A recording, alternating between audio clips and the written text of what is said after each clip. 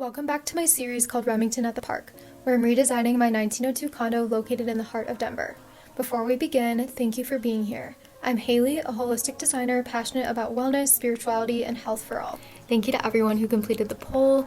It was super interesting to hear your feedback, especially on the chair and the flooring. I'll be taking all of the feedback into consideration and making final edits before I do the final home walkthrough of all of the rooms. So stay tuned for that. I originally had the fireplace tile as the checkered pattern and just didn't really love it, so I changed it to marble and actually ended up going with an all black Salige tile instead, which you'll see later in the video. I also started with the Elevate chair from Sabai, but felt like it was a little too big for the space and more of a contemporary style, so I went with the Evergreen chair instead, which feels more aligned with the antique modern design style I'm going for. I added in the jute rug, editing the photo to the right color in Canva, then importing it into SketchUp and adding a jute texture in Enscape as a displacement map. I added in the dining chairs, which eventually I swapped out for a similar option that has an upholstered seat just for comfort purposes. I plan to purchase 6 dining chairs, placing 4 in the dining room and 2 in this front room, so when we have guests over, we can easily move the 2 chairs to the dining room for additional seating. From there, I added in my lighting elements, just using the standard Spotlight IES from Enscape. It was super helpful that I saved my can lights as a component, so I just had to add the Enscape light object in once and it automatically populated across all of them. I have also been using ArcSynth, which is an AI modeling tool I just discovered that can turn any 2D image into a 3D object.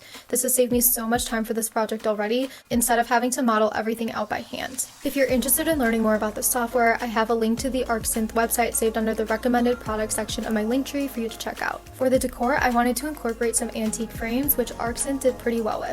But after I tried to make a minimal gallery wall, I just realized it really was not the look that I was going for and ended up switching that out for 2 of the vintage lily wall sconces instead. I still want to incorporate a picture of Remy dressed up as royalty because I think those are just so funny, but I will find a better place to put that in the home, probably in another room. The entire rendering process is pretty simultaneous with sourcing for me because I love to see what the products and finishes actually look like in the space. So you can see I'm just going back and forth on different coffee table finishes, throw pillow fabrics, and other little details, then saving those links to my sourcing folder on Arc and then adding them to my Notion project page. In Enscape, I'm mainly adjusting the sizing of the albedo texture as well as the sizing and intensity of the bump or displacement map textures to get the finish that I want.